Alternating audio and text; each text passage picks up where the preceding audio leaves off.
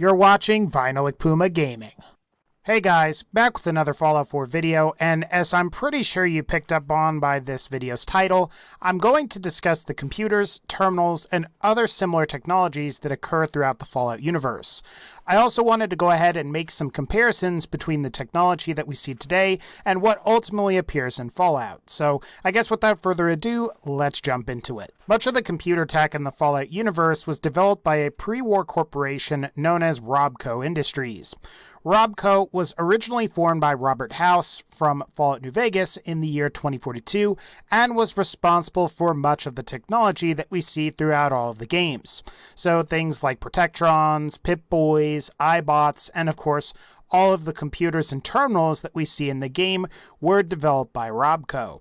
However, for our purposes today, Robco was responsible for Pip-Boys, Stealth Boys, and the software that runs on all of the computers and terminals throughout the Fallout games, known as the Unified Operating System. Now, for the uninitiated, an operating system is best described as a type of software that sits in between you, the user, the program or application that you're using, and the hardware. A great example of an operating system would be something like Windows, macOS, iOS, Android, or Linux, just to name a few. Now, it's pretty obvious that the unified operating system looks nothing like any of the operating systems that I just mentioned. This is because Windows, macOS, and Linux have graphic user interfaces, which consist of various pictures or graphics that you can click with a mouse or tap with your finger if you're on a mobile device. The unified operating system has what's called a command line interface, which involves typing specific commands in order to run programs and perform various other tasks. And a real-world analog for this would be something like MS-DOS, or the command line that you can access in most modern operating systems like Windows, Mac OS, and Linux. Now, it would appear that the only computers in the Fallout universe are computers with a command line type operating system. However, there is at least one computer that we know of that has a graphical user interface, and that's going to be the Pip-Boy. Unlike terminals that feature a keyboard interface, the Pip-Boy uses several dials and knobs across its surface, which allow the user to manipulate what they see on the screen. And as I'm sure you are aware, the Pip-Boy allows you to manage your inventory, view your player character's stats, locate yourself on a map of the in-game area. You can pick up radio signals on the Pip-Boy, and in Fallout 4, you can also get holotape compatibility, which allows you to listen to audio recordings, read written messages, and even play a couple holotape games on the device. While it's a somewhat crude comparison, the Pip-Boy in a certain sense is much like your mobile phone or tablet today, with the exception being that you touch the screen to manipulate your phone, as opposed to turning a few dials and knobs to operate your Pip-Boy.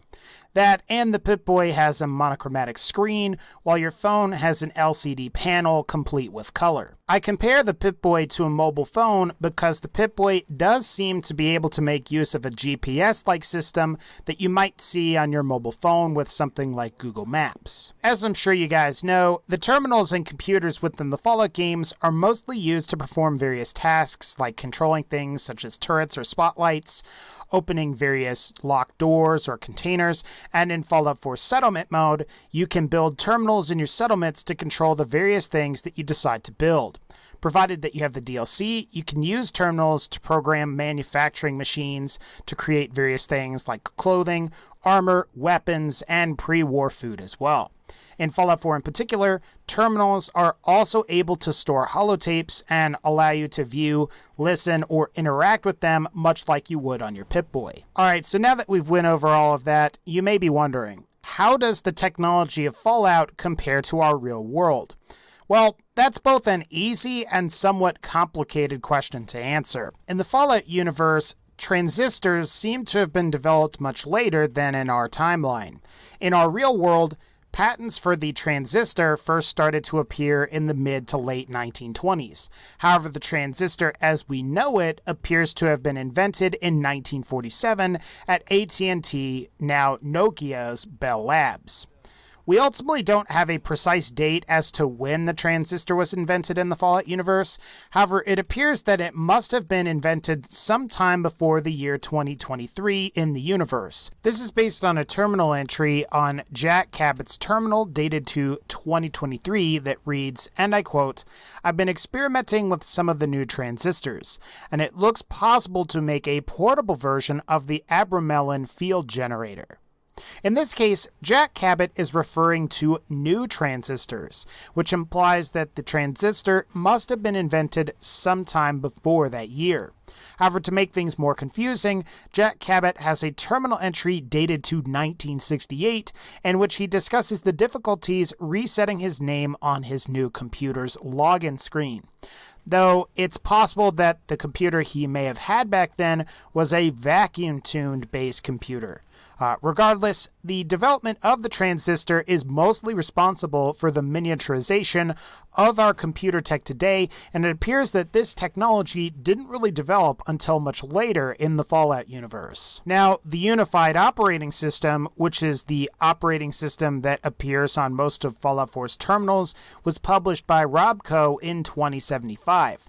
However, based on Jack Cabot's dialogue from 1968, it would appear that other operating systems may have existed before Robco's Unified Operating System.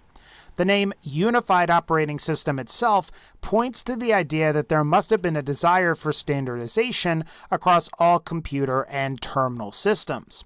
The Unified Operating System is very similar to the command line operating systems that we see in our world, like OpenVMS, Unix, or the more famous MS-DOS and Apple-DOS that appeared in most of the personal computers in the 1980s. Speaking of the 1980s, it's important to mention that the Pip-Boy's startup screen in Fallout 4 is a pop culture reference to the Commodore 64 computer that was originally released in 1982.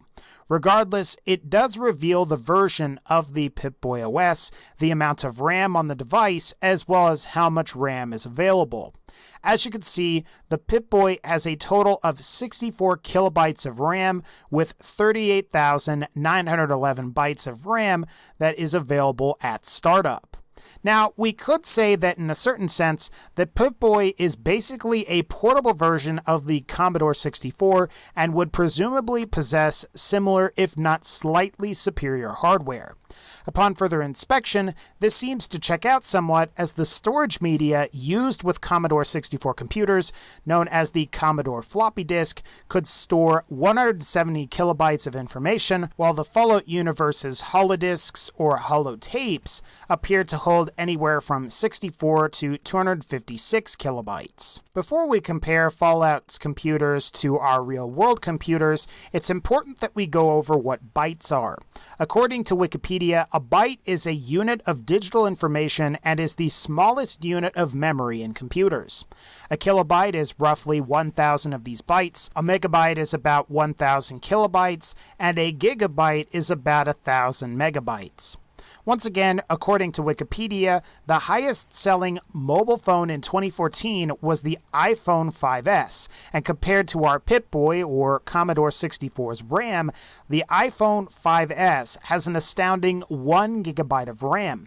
So if the Pip-Boy has about 64,000 bytes of RAM, the iPhone 5S has about 1 billion bytes of RAM, which is more than 15,000 times more. Now, granted, the amount of RAM in a computer doesn't provide us with a full scope of its capabilities, but a RAM comparison just goes to show how much more advanced our computer technology is compared to the world of Fallout. Perhaps in a sense, the computer technology available in Fallout is on or about on par with 1980s computer technology. Or at the very least, there is a possibility that the processing and storage technology is similar to what you may have seen during the 1980s. However, if that's the case, why does the world of Fallout have fully functional robots, stealth fields, and other impressive technology that we simply don't have? While some of this can mostly be attributed to the fact that Fallout is mostly science fiction or fantasy, I would also attribute it to the priorities of our two different cultures. In the Fallout universe, the Cold War basically never ended, while in our world, the Cold War began to ease up in the mid-70s and pretty much ended in 1991 with the collapse of the Soviet Union. This period in history drove significant technological innovation and ultimately led to things like the space race. It's often said that our modern cell phones have more processing power than the computers available on America's Apollo rockets. During the Cold War, America had both the desire and the will to do whatever was necessary, regardless of how much it would cost to compete with the Russians. Perhaps in Fallout's universe, tensions between China and the United States drove both countries to innovate in whatever ways possible. The point is, the incentive to actually develop these new technologies, no matter the cost, exists or existed within the pre-war United States culture of the Fallout universe. While I don't want to get too political, what are our country's current values? And how does simply maintaining the current status quo lead to any real innovation? Case in point, why does the internet have to be stifled by the conventions of cable TV companies here in the United States? Something like YouTube is in fact both superior, more convenient, and cheaper for the consumer than something like cable TV. Or, like I said previously, it's possible that you can just chalk it up to science fiction, and the technology to power these types of devices simply wouldn't have existed in the 1960s through the 1980s. As I've stated previously, it's important to remember that Fallout 4 is just a game. With that said, comparing both our current technologies versus Fallout's is a pretty interesting topic. And who's to say that we wouldn't have had robots or flying cars by now if a different set of circumstances emerged?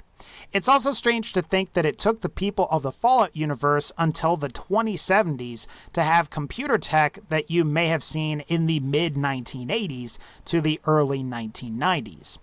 Granted, that's speculation on my part, but at the very least, it's an interesting concept and it may not actually be that far-fetched, considering that Fallout was conceptualized by people that may have grown up during the 1980s. I'd be curious to see what more we can learn about the computer technology in future Fallout games whenever they come out. Plus, it's always fun to learn more about the lore as well. Alright guys, that's going to wrap up this particular video. If you like this video, please be sure to leave a like and let me know. What do you think about the computers in Fallout? Do you think they are basically like the computers in the 1980s, or do you think it's sometime after that or sometime even before that? Let me know in the comments. Always curious to see what you guys have to say. Otherwise, like this video if you liked it, click the bell to join the notification squad, and as always, take care, and I'll see you all next time.